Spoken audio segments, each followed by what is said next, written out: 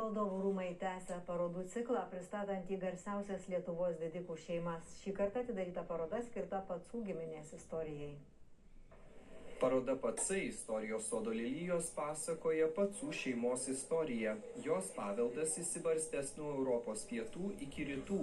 Šiandien gyvo nebėra nė vieno didikų giminės palikuonio, bet jos kultūrinis palikimas gausus. Stengiamės, kad įmanomai išsamiau pristatytumėm Pacų giminę, jos kilmę, jos vedybinę, turtinę politiką, pačius iškiliausius asmenis, jų nuopelnus Lietuvos valstybei, bažnyčiai, kultūrai, menui. Specialiai parodai istorikų sudarytas Pacų giminės genealoginis medis atskleidžia, kad įtakingos šeimos šaknys siekia 14 amžių, o baigėsi 19.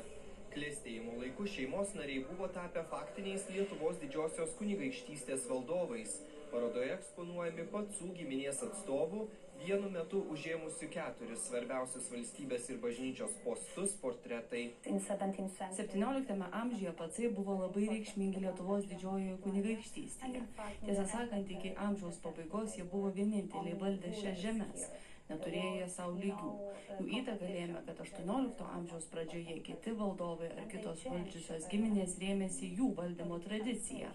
Buvo pirmieji senatoriai, Vilniaus vaivada, etmonas, kancleris, Vilniaus vyskupas, Žemaičių vyskupas ir dar keletą jaunesnių pacų užėmė kitas centrinės dignitorijas.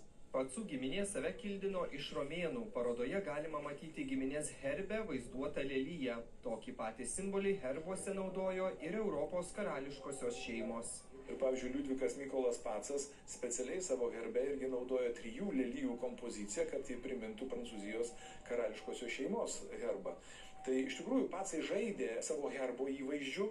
Netgi, pavyzdžiui, galit pamatyti tokį grafikos darbą, kur Pacai išauga iš lelijų stiebų kaip lelijų žiedai, kadangi jie yra lelijų herbo didikai, taip sakant. Pacai buvo vieni pagrindinių bažnyčių ir rūmų rėmėjų. Statyboms samdė architektus, skulptorius ir tapytojus iš Italijos.